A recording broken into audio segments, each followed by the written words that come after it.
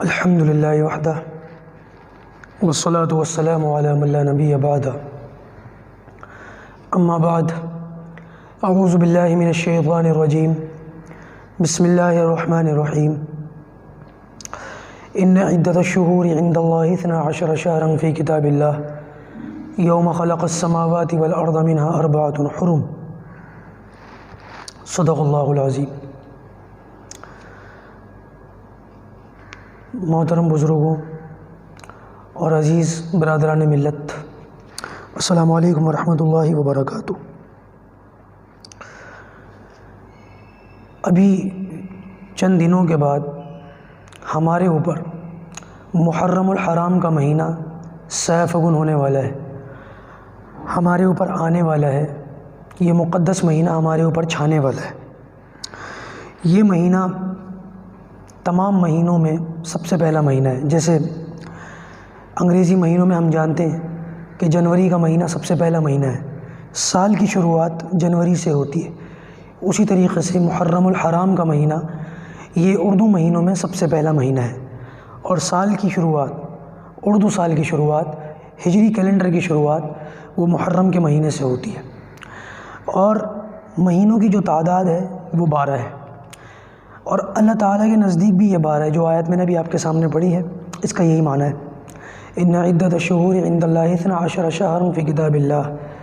اللہ تعالیٰ کے نزدیک بھی یہ مہینوں کی جو تعداد ہے وہ 12 ہی ہے، اور ہمیشہ سے 12 ہے۔ اس زمین آسمان کے بننے سے پہلے ہی اللہ تعالیٰ کے نزدیک جو ہے یہ مہینوں کی گنتی جو ہے وہ 12 ہی ہے، اور ان 12 مہینوں میں 4 مہینے حرمت والے ہیں۔ ان حرمت والے مہینوں میں ایک مہینہ رجب کا ہے، دوسرا ذی قعدہ کا، تیسرا ذی الحجہ کا، اور چوتھا ہی محرم الحرام کا۔ اگر آپ غور کریں تو 3 مہینے تو لگاتار ذی قعدہ، ذی الحجہ اور محرم، یہ 3 مہینے لگاتار حرمت والے ہیں، اور ان تینوں کے بعد الگ رجب کا جو مہینہ ہے وہ بالکل الگ ہے۔ اس کی کیا وجہ ہے؟ دراصل عربوں کے نزدیک بھی یہ 12 مہینے ہیں، اور عربوں کے نزدیک بھی یہ 4 مہینے حرمت والے مہینے ہیں۔ اللہ تعالیٰ کے نزدیک یہ 4 مہینے حرمت والے ہیں، اور عربوں کے نزدیک بھی زمانہ جاہلیت میں بھی، آپ صلی اللہ علیہ وسلم کی بعثت سے پہلے بھی عربوں کے نزدیک بھی یہ مہینے 4 حرمت والے تھے۔ حرمت والے مہینے ہونے کا کیا مطلب ہے؟ جیسا کہ ہم سب واقف ہیں، عربوں کا جو گزارا تھا، گزر بسر تھا، وہ ڈاکے کے اوپر تھا۔ چوری کرنا، ڈاکہ ڈالنا، قافلوں کو لوٹ لینا، جنگیں کرنا، لڑائیاں کرنا، یہ ان کا طرز تھا زندگی گزارنے کا۔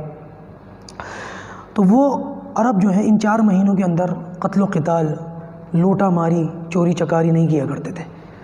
وہ سوچتے تھے کہ ان 4 مہینوں میں ہم نہ کریں۔ اس کی ایک وجہ علماء نے یہ بیان کی ہے کہ ذی قعدہ، ذی الحجہ اور محرم یہ حج کے مہینے ہوتے ہیں۔ ان میں حاجی لوگ جو ہیں وہ حج پر جا رہے ہوتے ہیں، بیت اللہ کی زیارت کرنے کے لیے جا رہے ہوتے ہیں، یا حج کر کے لوٹ رہے ہوتے ہیں۔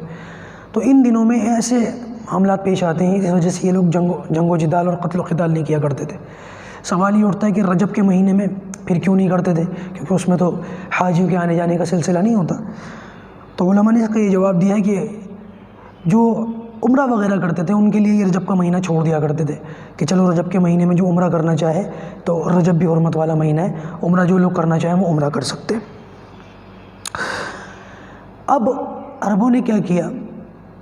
عربوں نے غلطی یہ کی کہ یہ جو حرمت والے مہینے 4 مہینے جس کے اندر یہ جھگڑا فساد نہیں کرتے، تو ان لوگوں کو جب ان 4 مہینوں میں جس میں یہ جھگڑا فساد نہیں کرتے اور حرمت والے مہینے سمجھتے ہیں، جب ان 4 مہینوں میں ان کو کہیں ڈاکہ ڈالنا، کہیں جھگڑا کرنا، کوئی قافلہ لوٹنا بڑا فائدے کا سودا نظر آتا، بڑا پروفٹ اس میں نظر آتا، اس میں اپنا فائدہ نظر آتا، تو یہ کیا کرتے تھے؟ اس مہینے کی حرمت کو آگے بڑھا دیا کرتے تھے، یہ پیچھے کر لیا کرتے تھے۔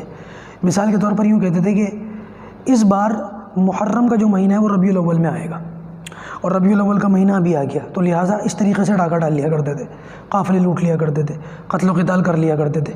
اور ایسا ایک بار نہیں، انہوں نے کئی بار کیا ہے کہ اس بار رجب کا مہینہ شعبان میں آئے گا، شعبان کا مہینہ پہلے آ جائے گا، اس بار رمضان کا مہینہ شوال میں، اس طریقے سے کرتے تھے۔ علماء نے لکھا کہ ایسے کرتے کرتے عرب اس نتیجے پر پہنچ گئے تھے کہ وہ یہ بھول ہی گئے تھے کہ ان کا سال کا کیلنڈر اور ان کا مہینہ اور کب پڑتا ہے، یعنی تاریخ ہی بھول گئے تھے اپنی کہ کون سا مہینہ ہے، کون سا سال ہے۔ اس لاپرواہی نے، اس حیلے نے ان کو اتنی بری طریقے سے پھنسا دیا۔ اچھا، حیلہ کرنا ہیلے کے بھی دو طریقے ہیں، ایک تو یہ عربوں کا ہیلا، یہ تو سراسر ناجائز ہے، لیکن ایک ہیلا وہ ہے جو جائز ہے، جس کو کیا جا سکتا ہے۔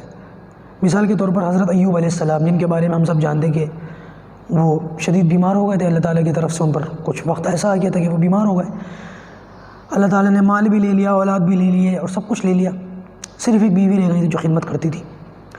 تو وہ جو بیوی ان کی خدمت کرتی تھی، ایک مرتبہ خدمت کرتے ہوئے ان سے کوئی بات ایسی پیش آ گئی کہ حضرت ایوب علیہ السلام کی زبان مبارک سے یہ بات نکل گئی کہ میں اگر ٹھیک ہو گیا تو تمہیں 100 لاٹھیاں ماروں گا۔ اب پیغمبر کی بات جو منہ سے نکلتی وہ کبھی غلط نہیں ہو سکتی، جھوٹ بھی نہیں ہو سکتی، پیغمبر کی منہ سے نکلی ہوئی بات کو پورا کرنا ضروری ہوتا ہے، تو لہٰذا منہ سے تو نکال دیا، لیکن بعد میں سوچنے لگے کہ کیا دیا اور کرنا ضروری ہے۔ بڑا خیال آیا کہ یہ بیوی بڑی خدمت گزار ہے اور بڑی باوفا ہے، اس کو ماروں تو ماروں کیسے؟ تو لہٰذا جب صحت ہوئی تو اللہ تعالیٰ نے جبرائیل علیہ السلام کو اتار دیا۔ جبرائیل علیہ السلام نے فرمایا کہ اللہ تعالیٰ فرما رہے ہیں آپ 100 لاٹھیاں لیجئے، ان کو ایک جگہ باندھیے اور وہ بیوی کے جسم سے ٹچ کر دیجئے، آپ کے زبان سے نکلے ہوئے الفاظ وہ بھی پورے ہو جائیں گے اور بیوی کو تکلیف بھی نہیں ہوگی۔ تو ایک حیلہ تو وہ جو عرب کرتے تھے وہ تو سراسر ناجائز ہے، ایک حیلہ یہ ہے جو اللہ تعالیٰ نے سکھایا، تو جائز حیلہ کیا جا سکتا ہے، ناجائز حیلہ نہیں کرنا چاہیے۔ بہرحال بات دوسری جگہ چلی جائے گی۔ میں عرض یہ کر رہا تھا کہ عربوں نے تاریخ کو اتنا گڑبڑا دیا کہ وہ خود ہی تاریخ بھول گئے تھے، اور نبی اکرم صلی اللہ علیہ وسلم جب حجۃ الوداع کے موقع پر حج کرنے گئے ہیں تو اب یہ وہ موقع تھا کہ جب زمانہ اپنی اصلی حالت پر آ چکا تھا، تاریخ باقاعدہ وہیں آ گئی تھی اتفاق سے، تو نبی اکرم صلی اللہ علیہ وسلم نے خود فرمایا کہ آج زمانہ اپنی اصلی حالت پر لوٹ آیا ہے۔ وہ حجۃ الوداع وہی تھا جب نبی اکرم صلی اللہ علیہ وسلم نے حج فرمایا، وہ حج کا ہی دن تھا۔